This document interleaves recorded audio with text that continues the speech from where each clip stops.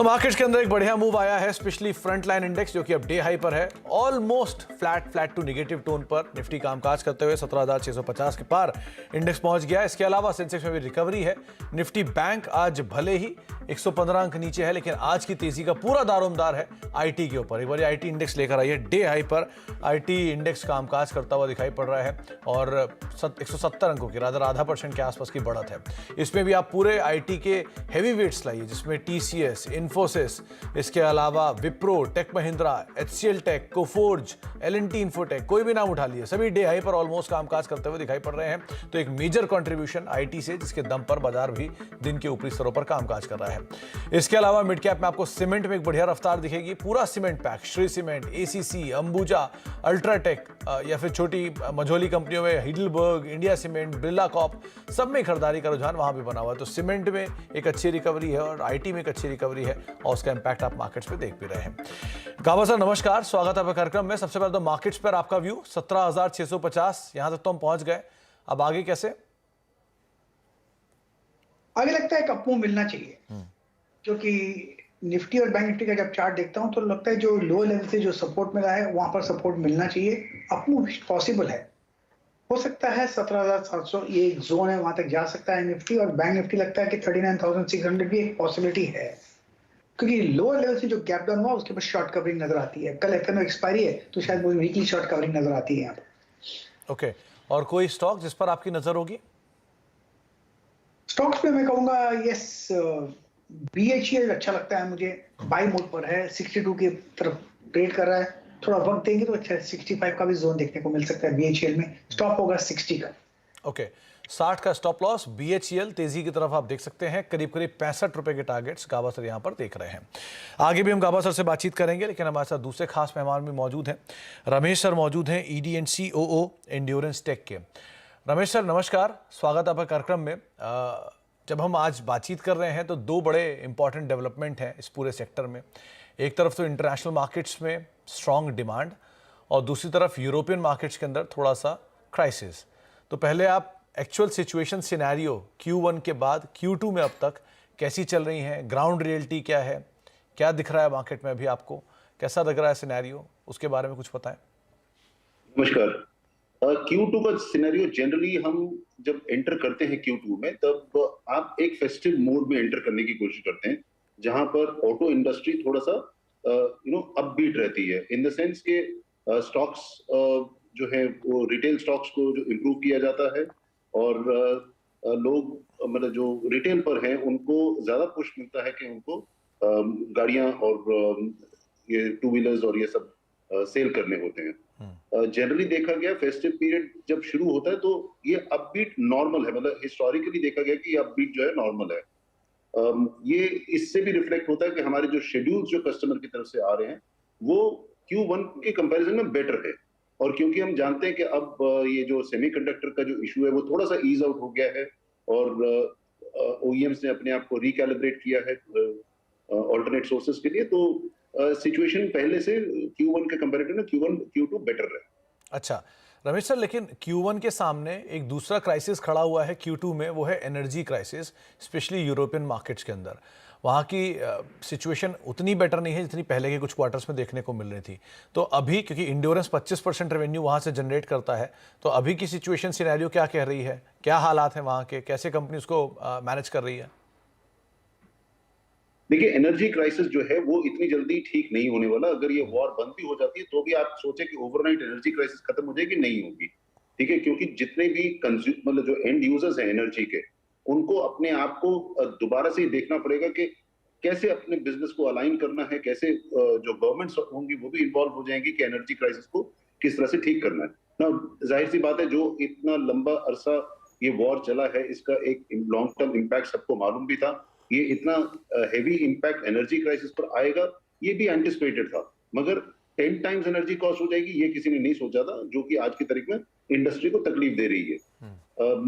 जो OEM है वहां पर आज की तारीख में रिटेल स्टॉक्स इतने हैं नहीं, क्योंकि पहले डीलर्स ने उन सब गाड़ियों को रिटेल पे बेच दिया था, डिस्काउंटेड रेट्स पर बेच दिया था। आज रिटेल पे गाड़ी यहाँ है नहीं, और नई गाड़ियां बनाने के लिए अनलेस एनर्जी कॉस्ट जो है वो एड्रेस नहीं होगी, तब तक वो आगे मतलब सिचुएशन इतनी ज्यादा इंप्रूव होने की संभावना नहीं है। उसका बड़ा सीधा सा वो उत्तर ये है कि जो टीयर वंस हैं वो तो इस इम्पैक्ट को संभालने की कोशिश करें, मगर जो टीयर 2 और टीयर 3 जो कोलैप्स होते हैं, जो इतनी चीजें इतना इम्पैक्ट नहीं सहन कर पाते, उससे सप्लाई चेन में इम्पैक्ट आता है। ओके। और मतलब मैं रिकैलिब्रेट करूंगा अपने सवाल को कि यूरोपियन मार्केट्स अभी कैसे परफॉर्म कर रहे हैं प्रेजेंट सिनेरियो में, वहां की सिचुएशन कैसी है, कैसे आप उस बिजनेस को देख रहे हैं?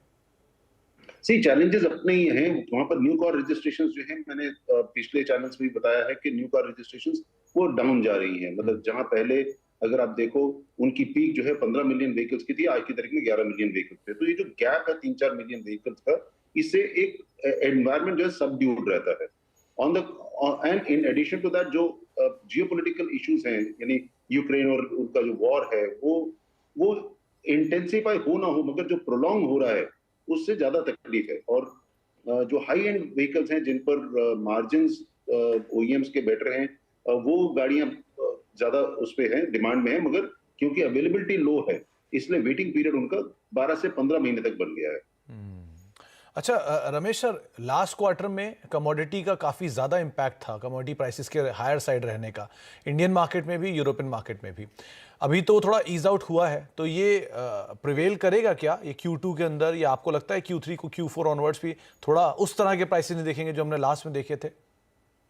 देखिए, पिछली बार जो कमोडिटी प्राइसेस इंक्रीज हुए वो मतलब अनप्रेसिडेंटेड इंक्रीजेस हैं। ऐसा कभी भी हिस्ट्री में देखा नहीं गया था कि 42% से 45% जो है वो एल्यूमिनियम बढ़ जाए। जो 162, अगर Q1 को कंपेयर करूं लास्ट ईयर, जो 162 रुपए किलो था, आज की तारीख में 228 रुपए किलो एल्यूमिनियम है। ठीक है, it is easing out a bit, मगर जो इम्पैक्ट रहता है वो मतलब आपकी जो परफॉर्मेंस पे, यानी जो अवेलेबिलिटी और परफॉर्मेंस पे आ जाता है। और जो कस्टमर से उसका मिलता है हमें बैक टू बैक अरेंजमेंट, उसमें थोड़ा सा डिले हो सकता है। बट अदरवाइज जो कमोडिटी प्राइसेस का इम्पैक्ट है वो जनरली पास थ्रू होता है with all customers, except for उस सिचुएशन में जहां पर हमें स्पॉट परचेजेस करनी पड़ती है, जो इंस्टेंटली कस्टमर से अप्रूवल नहीं मिल पाता। Okay. Ramesh sir, domestic front पर मतलब मेजरली क्योंकि आपका 3/4 रेवेन्यू उधर से ही आता है, तो डोमेस्टिक फ्रंट पर कैसी सिचुएशन है? क्योंकि ये बात सही है कि फेस्टिव डिमांड में हम एंटर कर रहे हैं, तो 2 व्हीलर, 3 व्हीलर, बाकी सेगमेंट्स में कैसी परफॉर्मेंस है यहाँ पे? देखिए, अब हमारा रेफरेंस पॉइंट चेंज हो चुका है। अगर हम Q1 से Q1 चेक करें या Q1 से Q4 से Q1 चेक करें, ये सारे रेफरेंस पॉइंट चेंज हो चुके हैं, क्योंकि हर क्वार्टर का अपने अपने चैलेंजेस रहे। Like Q1 of last year और Q1 और अभी है, तब उस वक्त जो है कोरोना का इम्पैक्ट था, इस बारी नहीं है। तो वो आज की तारीख में अगर आप देखेंगे तो हमें सिर्फ करंट ईयर को देखना चाहिए कि are we improving month on month. The answer of that is yes, we are improving. और वो एक रेफरेंस पॉइंट बेटर है क्योंकि दैट इज रीसेंट। अगर हम पुराने क्वार्टर्स के साथ कंपेयर करेंगे तो उसमें कई सारे डायनेमिक्स जो है प्ले किए हैं। पहले कभी कोरोना का डायनेमिक्स आया, फिर कमोडिटी प्राइसेस का आया, फिर इसका सेमीकंडक्टर्स का आया। तो रेफरेंस पॉइंट्स को चेंज ना करते हुए अगर करंट रेफरेंस को हम माने तो yes, situation is improving and that is a happy sign. Okay, तो अगर मैं रमेश सर ये सारे सिनेरियोस को हटा देता हूँ जो अपना रेगुलर टाइम था, जो कई साल पहले था, तो उन रेगुलर टाइम के कंपैरिजन में क्या सिचुएशन सिनेरियो से बेटर साइड पर आ गई है, या उसी रेंज में हम कहीं चल रहे हैं अभी भी? नहीं, this is a very good point, आपने काफी अच्छा सवाल किया है। अगर रेफरेंस पॉइंट आपका कई साल पहले का है तो आप ये देखिए FY19 में 24.42 मिलियन व्हीकल्स बनी थी टू व्हीलर इंडस्ट्री में।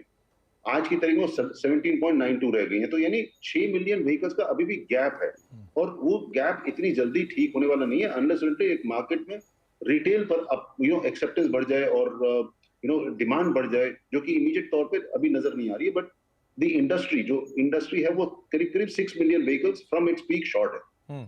अच्छा, क्योंकि रमेश सर आप इंडस्ट्री वेटरन हैं, सालों से इस इंडस्ट्री को देख रहे हैं, तो जो 6 मिलियन का गैप आप बता रहे हैं, क्या ये सप्लाई साइड कंस्ट्रेंट है? क्योंकि इतने समय में आपने ही खुद कहा कि एक साल की पाइपलाइन चली गई है, 1 साल का वेटिंग पीरियड हो गया, तो क्या सप्लाई कंस्ट्रेंट आ रहे हैं या डिमांड शिफ्ट हुई है रेगुलर प्रोडक्ट से प्रीमियम प्रोडक्ट की साइड, जिसकी वजह से ये सप्लाई मैच नहीं हो पा रही है? नहीं, ये सप्लाई का इशू नहीं है, अब ये डिमांड का इशू है। मतलब अब सप्लाई और डिमांड के गैप में अभी आज की तारीख में जो अगर मैं 24.42 मिलियन की स्टेटस को देखूं तो उतनी कैपेसिटी से सबके पास बिल्ट अप है। नाउ ये जो स्पीड ब्रेकर्स हैं बीच में, कभी उसके कमोडिटी प्राइस इंक्रीज से, कभी हम ये जो सेमीकंडक्टर्स के इश्यूज हैं, और जो रिटेल पे जो व्हीकल्स की ड्रेन आउट हुआ है, इन सबको भरने के लिए टाइम लगेगा। ओके अच्छा, ये कुछ सर क्लाइंट के जो आपके यूरोपियन क्लाइंट्स हैं या फिर जो बाकी क्लाइंट्स हैं, क्या उनके डायनेमिक्स में भी कोई चेंज हो रहा है? क्या आप किसी और क्लाइंट या किसी और इकोनॉमीज पे फोकस कर रहे हैं जोग्राफी वाइज, कि इससे थोड़ा रेवेन्यू अगर हिट हो रहा है तो कहीं और से उठा लेंगे, या इसमें कुछ डायनेमिक्स में बदलाव आ रहा है क्या सर? हाँ, हम आफ्टर मार्केट पे हमारा जो मतलब वर्टिकल है, बिजनेस वर्टिकल है आफ्टर मार्केट का, उसमें हम इस वक्त करीब 31 मार्केट्स में 31 कंट्रीज में ऑलरेडी प्रेजेंट हैं। जहां जहां हमारे ओईएम्स जाते हैं वहां पर भी हमारी प्रेजेंस है, हमारे प्रोडक्ट की प्रेजेंस है। उसमें हम 4 कंट्रीज और ऐड कर रहे हैं और मतलब अपना जो बिजनेस है वहां पर ओवरसीज में बढ़ाने की कोशिश कर रहे हैं। इसके अलावा अगर आप देखेंगे कि जो जियोपॉलिटिकल इश्यूज, अगेन मैं रिपीट कर रहा हूँ, जो ये जो you know issues like Sri Lanka है, बांग्लादेश है, जहां पर इकोनॉमिक क्राइसिस आया हुआ है, ये इन चीजों का इम्पैक्ट जो है वो जनरली परफॉर्मेंस पे आता है। बट नेवरदलेस हमारी जो ग्रोथ है वो आफ्टर मार्केट में करीब 35% रिकॉर्ड हुई है और हम उसमें काफी ज्यादा ध्यान देकर और वो अपनी रेवेन्यूज बढ़ा रहे हैं। अच्छा, इसके अलावा जी इसके अलावा जो हम रेवेन्यूज अपने जनरेट कर रहे हैं वो हाई एंड व्हीकल कॉन्फ़िगरेशन में कर रहे हैं, जहां पर हमारी प्रेजेंस और जो पेनिट्रेशन है काफी अच्छा है। मतलब मेरा अगला सवाल रमेश सर इसी पे ही था, क्योंकि जो न्यू नॉर्मल है वो न्यू नॉर्मल इंडियन व्हीकल के लिहाज से भी 15 लाख 17 लाख की गाड़ियां अब न्यू नॉर्मल में आ गई हैं, जो पहले एक समय में 5 से 9 लाख की रेंज में होती थी। तो ये जो शिफ्ट हुआ है प्रीमियम साइड पे या सेमी प्रीमियम साइड पे, ये कंपनी के लिए कितना बड़ा ग्रोथ ड्राइवर बन रहा है, स्पेशली ओवरसीज मार्केट में भी और इंडियन मार्केट में भी? प्रीमियमाइजेशन पे हमारा हमेशा से ही फोकस था। हमने पहले भी अपने दर्शकों को बताया है कि प्रीमियमाइजेशन एक फोकस एंड्योरेंस का इसलिए था क्योंकि हम ये देख रहे हैं कि ये शिफ्ट जो है अपवर्ड चल रहा है, व्हीकल कॉन्फ़िगरेशन का भी शिफ्ट अपवर्ड चल रहा है और एक्सपेक्टेशन का जो एंड यूजर है उसको भी आज जो फीचर्स दिखते हैं व्हीकल्स पर वो एक कॉमन फीचर्स हो चुके हैं। पहले क्या है, एक वेरिएंट बनता था, स्पेशल वेरिएंट बनता था कि उसमें एबीएस भी है और उसमें डिजिटल फॉर्मेट्स हैं और अलग अलग चीजें की वो जो डिस्प्लेस हैं वो आ रही थी। आज वो नॉर्मल एक व्हीकल के अंदर हो गई है। हर एक को जो भी एंड यूजर है उसको यही चाहिए कि जितनी भी एक्स्ट्रा फ्रिल्स हैं एक गाड़ी में उसको चाहिए। इसलिए एक प्रीमियमाइजेशन पे सबका ध्यान है और हमारा ध्यान और हमने फोकस बहुत पहले से इस पर कर रखा है। अच्छा सर, एक और चीज़, वो लास्ट क्वार्टर के नंबर्स में कॉन्फ्रेंस कॉल में आपने एक चाकन में यूनिट लगाने की बातचीत की थी, जिसमें इलेक्ट्रॉनिक लैब एक आप सेटअप कर रहे थे। क्या स्टेटस है उसका सर अभी, और कोई और फर्दर कीपिक्स जो कंपनी ने ईयर मार्क कर रखा हो इस क्वार्टर के लिए या नेक्स्ट क्वार्टर के लिए? नहीं, ये एक्सपेंशन हमने चाकन में नहीं बोला था, हमने बोला था हम औरंगाबाद में बालूजी इंडस्ट्रियल एरिया में करेंगे, जहां पर हम इलेक्ट्रॉनिक्स लैब को सेटअप करेंगे। उसका एक सिंपल ग्रोथ ड्राइवर है कि हम, क्योंकि एबीएस और इलेक्ट्रॉनिक कंपोनेंट्स में ऑलरेडी हैं, हमने और इलेक्ट्रॉनिक्स को एक्सपैंड करना है after the acquisition of Maxwell. हम बीएमएस में ऑलरेडी हैं, तो अब उस वर्टिकल को, उस प्रोडक्ट वर्टिकल को हमने और रीइंफोर्स करना है और अपने कस्टमर्स के साथ और इसको पेनिट्रेशन पे इंप्रूव करना। अच्छा रमेश सर, लास्ट सवाल होगा। लास्ट सवाल में मैं आपसे सिर्फ यही पूछना चाहूंगा कि लाइक टू लाइक कंपैरिजन में, लाइक टू लाइक इसलिए मैंने बोला क्योंकि आप सब नॉर्मल सिचुएशन सिनेरियो कंसीडर करते हुए, तो लाइक टू लाइक बेसिस पर एंड्योरेंस को FY23 ईदर और FY24 कहाँ आप जाते हुए देख रहे हैं? किस तरह की प्रॉफिटेबिलिटी ग्रोथ और कहाँ पे मार्जिन हम मान के चलें कि ये स्टेबल हो जाएंगे कंपनी के लिए? देखिए, दो चीजें, मैं इसको अलग तरीके से आपको समझाने की कोशिश करता हूँ कि जो मार्जिन्स का इम्पैक्ट है वो डायरेक्ट परफॉर्मेंस से रिलेटेड नहीं है, बट कमोडिटी प्राइसेस से रिलेटेड है। जब आपकी कमोडिटी प्राइसेस इंक्रीज हुई है करीब 40% और करीब 27% जो है स्टील इंप्रूव हुआ है, तो प्रोडक्ट का कॉस्टिंग जो है, प्रोडक्ट का जो सेलिंग प्राइस है वो इंक्रीज हो जाता है और आपकी आरएम भी चेंज हो जाती है। तो जिस तरह हमारे केस में करीब करीब 3.8% जो है आरएम पे इम्पैक्ट था। ना जैसे जैसे कमोडिटी प्राइसेस नीचे आएंगी, एक अरिथमेटिक इम्पैक्ट, एक अरिथमेटिक इफेक्ट जो है अगेन बैलेंस शीट पर आएगा, आपको मार्जिन्स बेटर नजर आएंगे और इंप्रूव नजर आएंगे, जो कि हम देख रहे हैं कि अभी जिस तरह एल्यूमिनियम कुछ डाउन हुआ है और स्टील प्राइसेस कुछ डाउन आ रहे हैं, तो जैसे जैसे ये कमोडिटी प्राइसेस ईज आउट होते जाएंगे, अपनी नॉर्मलसी पे आते रहेंगे, तो ये एक नेचुरल लीवरेज मिलेगा बैलेंस शीट को मार्जिन्स इंप्रूव करने का। नेवरदलेस हमारे एफर्ट्स जो हैं वो मार्जिन्स को इंप्रूव करने के लिए हमेशा रहते हैं। हम कभी भी अपने इस फोकस को कॉम्प्रोमाइज नहीं करते और इस पे हमारी जो फेस करती है मार्केट डायनेमिक्स की वजह से, हमारा फोकस, हमारा अटेंशन, हमारी परफॉर्मेंस, हमारे प्रॉफिट्स पर और मार्जिन हमेशा। जी चलिए रमेश सर, बहुत बहुत शुक्रिया अपना समय में देने के लिए, हमसे बातचीत करने के लिए और डिटेल में कंपनी की सारी विस्तार योजनाओं पर बातचीत करने के लिए। और उम्मीद करते हैं कि going forward raw material prices ease out हो, सिचुएशन बेटर हो और ये कंपैरिजन 2 साल पहले की बजाय इसी साल से शुरू हो जाए। बहुत बहुत शुक्रिया सर अपना समय हमें देने के लिए और हमसे बातचीत करने के लिए। एक बार इंड्योरेंस टेक का स्टॉक लेकर आइए, क्योंकि ऊपरी स्तर से थोड़ा सा ज़रूर नीचे आया, लेकिन आज बिल्कुल फ्लैट कामकाज कर रहा है। 1500 रुपये के स्तरों पर है, 8 रुपये की गिरावट यहाँ पर देखने को मिल रही है, 0.5% नीचे है। साथ ही साथ एक स्टॉक लेकर आइए कंटेनर कॉर्प का। अभी कुछ देर पहले लक्ष्मण जी ने एक खबर बताई थी और उस खबर का इम्पैक्ट, आवाज़ के एक्सक्लूसिव का इम्पैक्ट आप देख रहे हैं। 10% ऊपर ये टेम्परेरी फ्रीज पहला इस स्टॉक में लग गया है। 736 737 के जोन्स में कंटेनर कॉर्प अभी कामकाज करता हुआ दिखाई पड़ रहा है। लक्ष्मण जी ने खबर बताई CNBC आवाज़ पर और एक्सक्लूसिव खबर के बाद रिएक्शन आपकी स्क्रीन पर है। 10% ऊपर एक टेम्परेरी फ्रीज कंटेनर कॉर्प में लगा हुआ है। ब्रेक का वक्त है, ब्रेक के बाद लौटते हैं और आगे बातचीत जारी रखेंगे।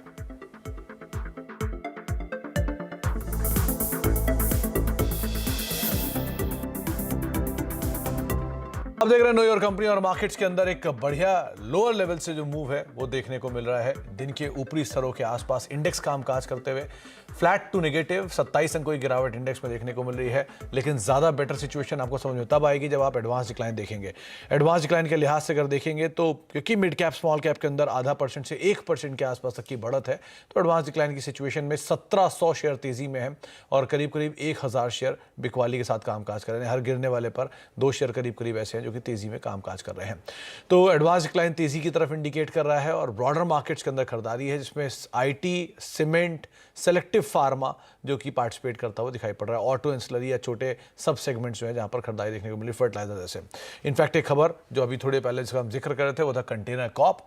10% का पहला टेम्परेरी फ्रीज स्टॉक में लग गया है। 11.5% ऊपर, इनफैक्ट वो सर्किट भी खुल गया और अब 11.5% की तेजी 744 745 के स्तरों पर कंटेनर कॉर्प कामकाज करता हुआ दिखाई पड़ रहा है। वो खबर भी आपकी स्क्रीन पर आएगी, जहां पर सरकार ने जो कंपनी के LLF है उसको रिड्यूस किया है और उसका एक इम्पैक्ट यहां पर आप देखने को मिल रहा है। लैंड लीज एग्रीमेंट जो है उसको रिड्यूस करना और उसके बाद 6% घटा के 1.5% और रिएक्शन आपकी स्क्रीन पर है। 11.5% ऊपर कंटेनर कॉर्प कामकाज कर रहा है। चलिए एक ब्रेक का वक्त हो गया। ब्रेक के बाद कमाई का अड्डा लेके वीरेंद्र और हर्षिता मौजूद होंगे। नो योर कंपनी में फिलहाल इतना ही। नमस्कार।